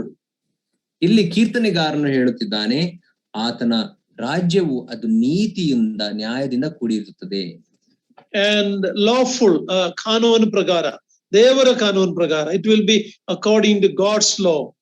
ಅದು ನ್ಯಾಯದಿಂದ ಕೂಡಿರುವಂತದ್ದಾಗಿರುತ್ತದೆ, ಅದು ದೇವರ ನ್ಯಾಯದಿಂದ, ದೇವರ ಕಾನೂನಿನಿಂದ ಕೂಡಿರುವಂತದ್ದಾಗಿರುತ್ತದೆ. That is the prayer Jesus taught the disciples, thy kingdom come, thy will be done on earth as it is in heaven. ಅದನ್ನೇ ಯೇಸು ಕ್ರಿಸ್ತನು ತನ್ನ ಶಿಷ್ಯರಿಗೆ ಹೇಳಿಕೊಟ್ಟಂತಹ ಪ್ರಾರ್ಥನೆಯಲ್ಲಿ ಪ್ರಾರ್ಥಿಸಲು ಹೇಳಿದನು. ಏನಂದ್ರೆ, ಪರಲೋಕದಲ್ಲಿ ನಿನ್ನ ಚಿತ್ತವು ನೆರವೇರುವ ಪ್ರಕಾರ ಭೂಲೋಕದಲ್ಲಿಯೂ ನಿನ್ನ ಚಿತ್ತವು ನೆರವೇರಲಿ, ನಿನ್ನ ರಾಜ್ಯವು ಬರಲಿ ಎಂಬುದಾಗಿ. In verse 9 the second part says, with the oil of gladness beyond your companions. Where is it? Verse 9 second part. I am sorry, Hebrews 1:9 second part. ಇಬ್ರಿದವರಿಗೆ ಬರೆದ ಪತ್ರಿಕೆ 1ನೇ ಅಧ್ಯಾಯ 9ನೇ ವಚನದ 2ನೇ ಭಾಗವು ಉನ್ನತ ಸ್ಥಾನಕ್ಕೆ ಏರಿಸಿ ಪರಮಾನಂದ ತೈಲದಿಂದ ಅಭಿಷೇಕಿಸಿದ್ದಾನೆ ಎಂದು ಹೇಳುತ್ತದೆ. Yeah, that is what we read also in Psalm 45. ಅದನ್ನೇ ನಾವು 45ನೆಯ ಕೀರ್ತನೆಯಲ್ಲಿ ಕೂಡ ಓದಿಕೊಂಡೆವು. In other words, it will be a joyous time when Christ rules this world. ಇನ್ನೊಂದು ಮಾತಿನಲ್ಲಿ ಹೇಳುವುದಾದರೆ, ಕ್ರಿಸ್ತನು ಈ ಲೋಕದಲ್ಲಿ ಅಧಿಕಾರ ನಡೆಸುವಾಗ ಅದು ಸಂತೋಷದಿಂದ ಕೂಡಿದ ಸಮಯವಾಗಿರುತ್ತದೆ. It will be an oil of, like an oil of gladness. ಅದು ಒಂದು ಪರಮಾನಂದ ತೈಲ ಇದ್ದ ರೀತಿಯಲ್ಲಿ ಇರುತ್ತದೆ. And beyond your companions. ಮತ್ತು ನಿನ್ನ verse 9 ಜೊತೆಗಾರರಿಗಿಂತ ನಿನ್ನನ್ನು ಉನ್ನತ ಸ್ಥಾನಕ್ಕೆ ಏರಿಸುತ್ತಾನೆ ಎಂಬುದಾಗಿ ಹೇಳಲ್ಪಟ್ಟಿದೆ. The companions, another meaning is like believers. ಜೊತೆಗಾರರು ಎಂಬುದಾಗಿ ಹೇಳುವಾಗ ಅದರ ಇನ್ನೊಂದು ಅರ್ಥ ವಿಶ್ವಾಸಿಗಳು. So we are partakers in that gladness.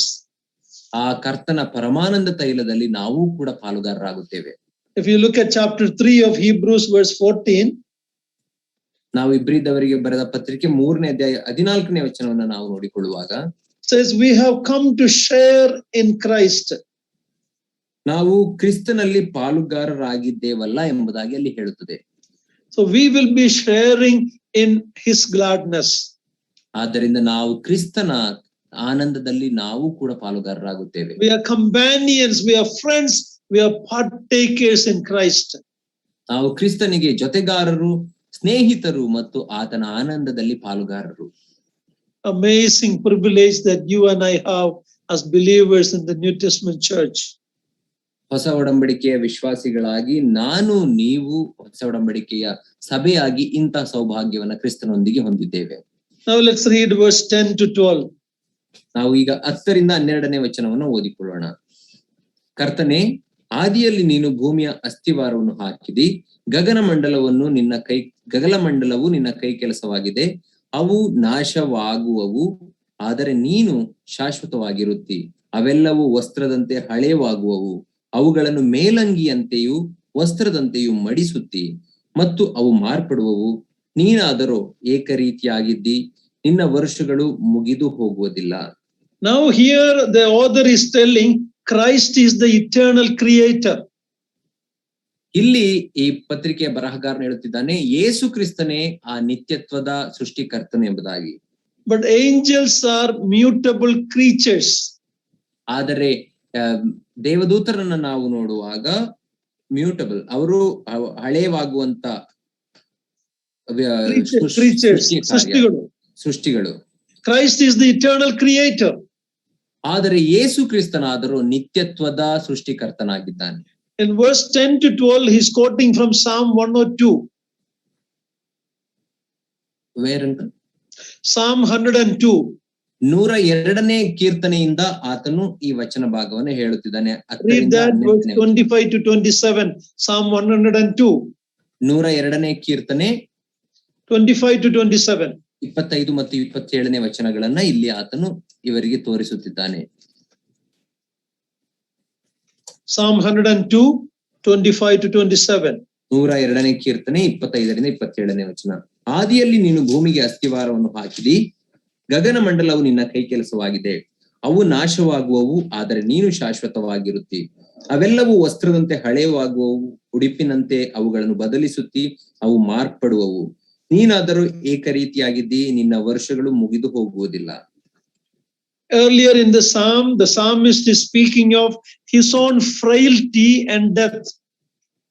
ಈ ಕೀರ್ತನೆಯ ಹಿಂದಿನ ವಚನಗಳನ್ನು ನಾವು ನೋಡುವಾಗ ಅಲ್ಲಿ ಕೀರ್ತನೆಗಾರನು ತನ್ನ ಜೀವಿತದ ನಶ್ವರತೆ ಮತ್ತು ಎಷ್ಟು ಕ್ಷಣಿಕವಾದದ್ದು ಎಂಬುದಾಗಿ ಮಾತನಾಡುತ್ತಾನೆ. He then meditates on the eternality and immutability or unchangeableness of God. ಆದರೆ ನಂತರದ ವಚನಗಳಲ್ಲಿ ಆತನು ದೇವರ ಬದಲಾಗದಂತಹ ನಿತ್ಯತ್ವ ಮತ್ತು ಶಾಶ್ವತವಾಗಿ ಆತನು ಜೀವಿಸುತ್ತಾನೆ ಎಂಬುದರ ಕುರಿತಾಗಿ ಮಾತನಾಡುತ್ತಾನೆ. So the author of Hebrews is applying Psalm 102, 25 to 27 to the Lord Jesus Christ. ಆದ್ದರಿಂದ ಈ ಇಬ್ರಿಯರ ಗ್ರಂಥಕರ್ತನು 102ನೇ ಕೀರ್ತನೆ 25ನೇ ಅಧ್ಯಾಯ 27ನೇ ವಚನಗಳನ್ನ ಕರ್ತನಾದ ಯೇಸು ಕ್ರಿಸ್ತನಿಗೆ ಅನ್ವಯಿಸುತ್ತಿದ್ದಾನೆ. The unchanging God of the Old Testament is none other than the Lord Jesus Christ of the New Testament. ಹಳೆಯ ಒಡಂಬಡಿಕೆಯ ಬದಲಾಗದಂತ ಶಾಶ್ವತವಾಗಿ ಜೀವಿಸುವಂತಹ ದೇವರು ಬೇರೆ ಯಾರು ಅಲ್ಲ, ಹೊಸ ಒಡಂಬಡಿಕೆಯಲ್ಲಿ ನಮ್ಮ ರಕ್ಷಕನು ಮತ್ತು ಕರ್ತನಾದ ಯೇಸು ಕ್ರಿಸ್ತನೇ. He is the creator of the universe, as we see in John's Gospel 1:3 and Colossians 1:16. ನಾವು ಯೋಹಾನನ ಸುವಾರ್ತೆ 1ನೇ ಅಧ್ಯಾಯ 3ನೇ ವಚನ ಮತ್ತು ಕೊಲೋಸಿಯವರಿಗೆ ಬರೆದ ಪತ್ರಿಕೆ 1ನೇ ಅಧ್ಯಾಯ 16ನೇ ವಚನದಲ್ಲಿ ನೋಡುವ ಹಾಗ ನಮ್ಮ ಕರ್ತನಾದ ಯೇಸು ಕ್ರಿಸ್ತನೇ ಸೃಷ್ಟಿಕರ್ತನು. Here we say that all that creation will be removed like a garment, vastradante. ಎಲ್ಲಾ ಸೃಷ್ಟಿಯನ್ನ ಆತನು ವಸ್ತ್ರದಂತೆ ಬದಲಿಸುತ್ತಾನೆ ಎಂಬುದಾಗಿ ನಾವು ನೋಡುತ್ತೇವೆ. The author David MacLeod ಒಬ್ಬ ಡೇವಿಡ್ ಮೆಕ್ಲಿಯಾರ್ಡ್ ಎಂಬಂತಹ ಒಬ್ಬ ಬರಹಗಾರನು ಈ ರೀತಿ ಹೇಳುತ್ತಾನೆ. When we buy a suit, okay, a suit, 2-piece or 3-piece suit, many times the suit will become old, but we will be still living, we will be changing that suit to a new suit. ಆತನು ಹೇಳುವ ಪ್ರಕಾರ ನಾವು 2 piece ಅಥವಾ 3 piece suit ಅನ್ನು ಹೊಲಿಸುವಾಗ ಏನಾಗುತ್ತದೆ, ಆ suit ಹಳೆದಾಗುತ್ತಾ ಹೋಗುತ್ತದೆ, ಆದರೆ ನಾವು ಮಾತ್ರ ಇನ್ನೂ ಜೀವಂತವಾಗಿ ಜೀವಿಸುತ್ತಿರುತ್ತೇವೆ. The people outlive the suits of clothing. ಜನರು ಆ ಸೂಟಿನ ಜೀವಮಾನಕ್ಕಿಂತ ಹೆಚ್ಚು ಕಾಲ ಬದುಕುವವರಾಗಿರುತ್ತಾರೆ. Same way the Lord Jesus Christ will remain forever, and the world and the universe will become old and perish like a garment. ಅದೇ ರೀತಿಯಲ್ಲಿ ನಮ್ಮ ಕರ್ತನಾದ ಯೇಸು ಕ್ರಿಸ್ತನು ಶಾಶ್ವತವಾಗಿ ಜೀವಿಸುವವನಾಗಿರುತ್ತಾನೆ. ಆದರೆ ಈ ಸೃಷ್ಟಿ ಮತ್ತು ಆ ಸೃಷ್ಟಿ ಕಾರ್ಯಗಳು ಹಳೆಯ ಬಟ್ಟೆಯ ಹಾಗೆ ಅಳಿದಾಗುತ್ತಾ ಹೋಗುತ್ತವೆ. The planets and the stars will grow old like a garment. ಆ ಗ್ರಹಗಳು ಮತ್ತು ನಕ್ಷತ್ರಗಳು ವಸ್ತ್ರದ ರೀತಿಯಲ್ಲಿ ಹಳೆದಾಗುತ್ತಾ ಹೋಗುತ್ತವೆ. But he will remain forever. ಆದರೆ ಆತನು ಶಾಶ್ವತವಾಗಿ ಇರುತ್ತಾನೆ. They will perish, but his years will not fail. ಅವುಗಳೆಲ್ಲವೂ ನಶಿಸಿ ಹೋಗುತ್ತವೆ, ಆದರೆ ಆತನ ವರ್ಷಗಳು ಅದು ಎಂದಿಗೂ ನಶಿಸಿ ಹೋಗುವುದಿಲ್ಲ. Angels are mutable creatures. ಅಂದ್ರೆ ಗದಿಸಿ ಹೋಗುವ ಅಲ್ಲೇ ಮಾರೆ ವಸ್ತ್ರದಂತೆ, but the Lord is forever. ದೇವದೂತರು ಸಹ ವಸ್ತ್ರದಂತೆ ಮಾಯವಾಗುವಂತ ಗತಿಸಿ ಹೋಗುವಂತ ಸೃಷ್ಟಿಗಳು, ಆದರೆ ಯೇಸು ಕ್ರಿಸ್ತನು ನಿರಂತರವಾಗಿ ಇರುತ್ತಾನೆ. He is the creator. The Lord is the creator of the angels. ನಮ್ಮ ಕರ್ತನೆ ಆ ದೇವದೂತರನ್ನು ಸೃಷ್ಟಿಸಿದ ಸೃಷ್ಟಿಕರ್ತನು. Lastly, let's read verse 13 and 14. ಕಡೆಯದಾಗಿ ನಾವು 13 ಮತ್ತು 14ನೇ ವಚನವನ್ನ ಓದಿಕೊಳ್ಳೋಣ. ಆದರೆ ದೇವದೂತರಲ್ಲಿ ಯಾವನ ವಿಷಯದಲ್ಲಿ ಆದರೂ ನಾನು ನಿನ್ನ ವಿರೋಧಿಗಳನ್ನು ನಿನಗೆ ಪಾದಪೀಠವಾಗ ಮಾಡುವ ತನಕ ನನ್ನ ಬಲಗಡೆಯಲ್ಲಿ ಕೂತುಕೊಂಡಿರು ಎಂಬುದಾಗಿ ಎಂದಾದರೂ ಹೇಳಿದಾನೋ? ಅವರೆಲ್ಲರೂ ರಕ್ಷಣೆಯನ್ನು ಬಾಧ್ಯವಾಗಿ ಹೊಂದಬೇಕಾಗಿರುವವರ ಸೇವೆಗೋಸ್ಕರ ಕಳುಹಿಸಲ್ಪಡುವ ಊಳಿಗದ ಆತ್ಮಗಳಲ್ಲವೇ? Christ is the exalted sovereign. ಯೇಸು ಕ್ರಿಸ್ತನು ಆತನು ಸಾರ್ವಭೌಮನಾಗಿ ಉನ್ನತಕ್ಕೆ ಏರಿಸಲ್ಪಟ್ಟಿದ್ದಾನೆ. Angels are commissioned servants. ಆದರೆ ದೇವದೂತರು ಅವರು ಸೇವೆಗಾಗಿ ನೇಮಿಸಲ್ಪಟ್ಟಂತಹ ಸೇವಕರು. Now the writer is quoting from Psalm 110 verse 1. ಈಗ ಬರಹಗಾರನು ಕೀರ್ತನೆ 110ನೇ ಅಧ್ಯಾಯ 1ನೇ ವಚನವನ್ನ ಇಲ್ಲಿ ಹೇಳುತ್ತಿದ್ದಾನೆ. Read Psalm 110 verse 1. ನಾವು 110ನೇ ಕೀರ್ತನೆ 1ನೇ ವಚನವನ್ನ ಓದಿಕೊಳ್ಳೋಣ.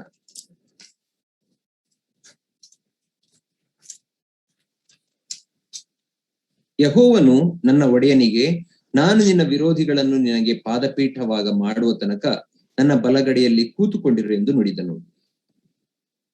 Here the writer is saying, to which of the angels has he ever said, sit at my right hand? Verse 13.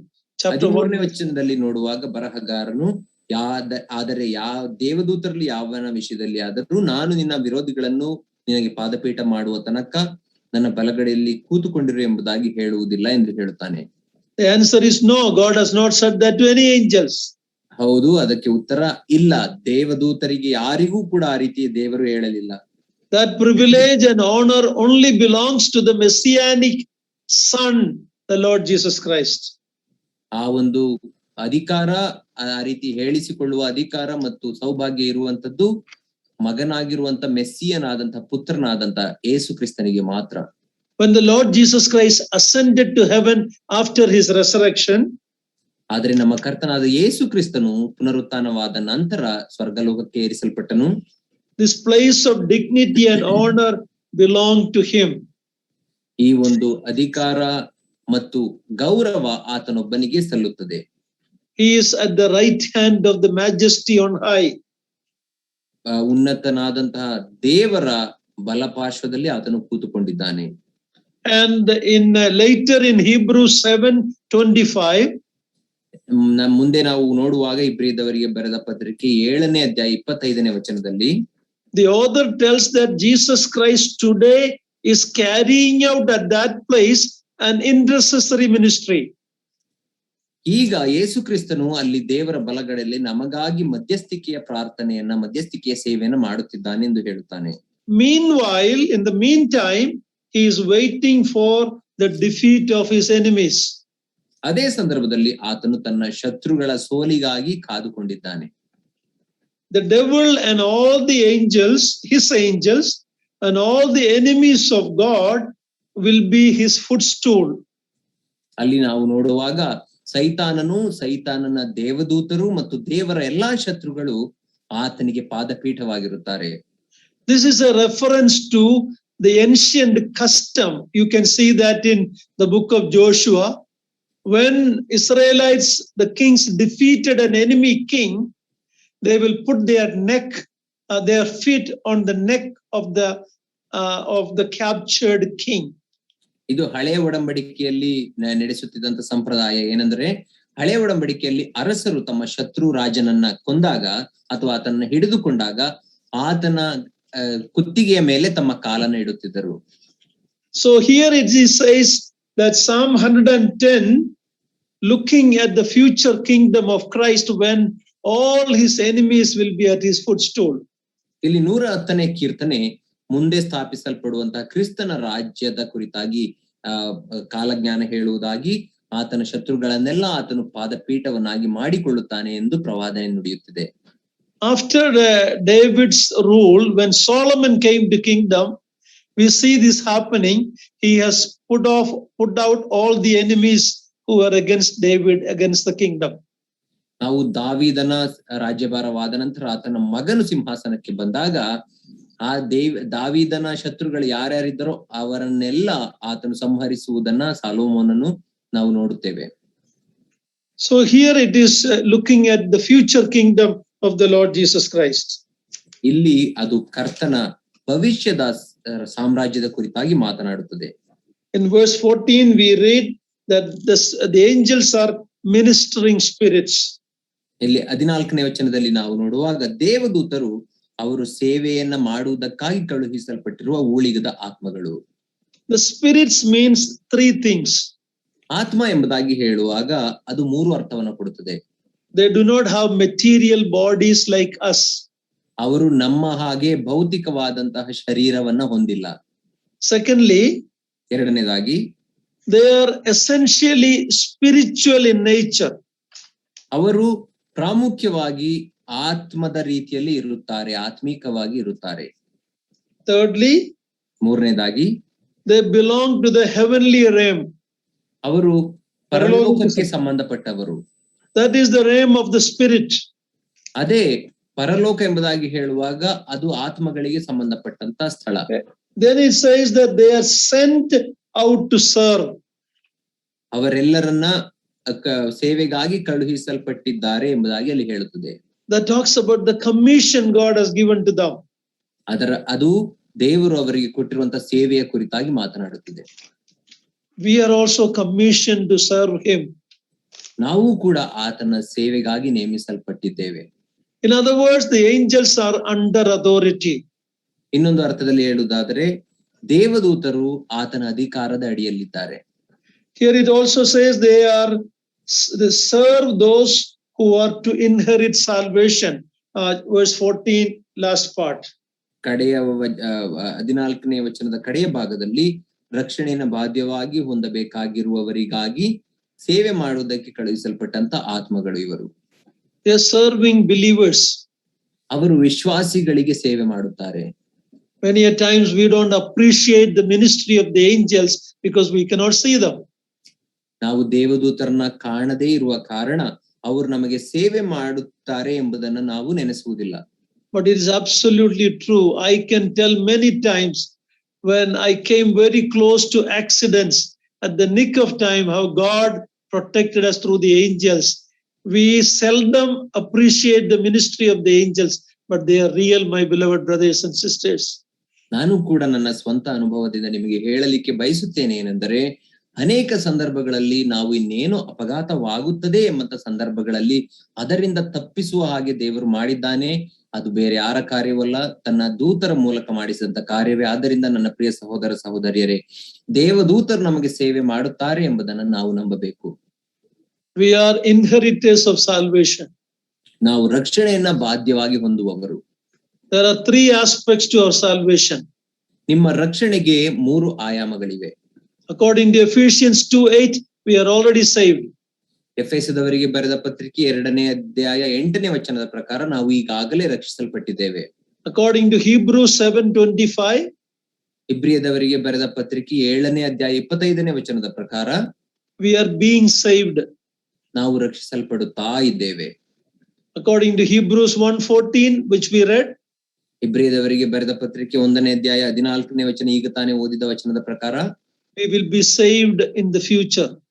ಭವಿಷ್ಯದಲ್ಲಿ ನಾವು ರಕ್ಷಿಸಲ್ಪಡುತ್ತೇವೆ. Saved from the penalty of sin, ಪಾಪದ ಆ ಒಂದು ಶಿಕ್ಷೆಯಿಂದ ನಾವು ತಪ್ಪಿಸಿಕೊಂಡೆವು. Saved from the power of sin each day, ಪಾಪದ ಬಲದಿಂದ ಪ್ರತಿದಿನವೂ ನಾವು ರಕ್ಷಿಸಲ್ಪಡುತ್ತಿದ್ದೇವೆ. we will be saved from the presence of sin when the Lord comes. ನಮ್ಮ ಕರ್ತನಾದ ಯೇಸು ಕ್ರಿಸ್ತನು ಬರುವಾಗ ಪಾಪದ ಪ್ರಸನ್ನತೆಯಿಂದಲೂ ನಾವು ರಕ್ಷಿಸಲ್ಪಡುತ್ತೇವೆ. So thus we are completing chapter 1. ಹೀಗೆ ನಾವು 1ನೇ ಅಧ್ಯಯನವನ್ನು ಮುಗಿಸಿದ್ದೇವೆ. 7 quotation from the Old Testament. ಹಳೆಯ ಒಡಂಬಡಿಕೆಯಿಂದ 7 ವಚನಗಳನ್ನು ನಾವು ನೋಡಿಕೊಂಡೆವು. The Son, the Lord Jesus Christ, is superior to prophets and angels. ಮಗನಾದಂತಹ ನಮ್ಮ ಕರ್ತನಾದ ಯೇಸು ಕ್ರಿಸ್ತನು ಆತನು ಪ್ರವಾದಿಗಳಿಗಿಂತ ದೇವದೂತರಿಗಿಂತ ಶ್ರೇಷ್ಠನಾದವನು. He is the one angels worship and angels obey. ಆತನೇ ದೇವದೂತರಿಂದ ಆರಾಧನೆ ಹೊಂದುವವನು ಮತ್ತು ದೇವದೂತರು ಅಧೀನರಾಗುವುದು ಆತನಿಗೆ. He is the exalted sovereign awaiting his kingdom on the earth. ಆತನು ಶ್ರೇಷ್ಠವಾಗಿ ಏರಿಸಲ್ಪಟ್ಟಂತಹ ಸಾರ್ವಭೌಮನಾದ ಅರಸನು ಭೂಮಿಯ ಮೇಲೆ ತನ್ನ ರಾಜ್ಯವನ್ನು ಸ್ಥಾಪಿಸಲಿಕ್ಕಾಗಿ ಕಾಯುತ್ತಿದ್ದಾನೆ.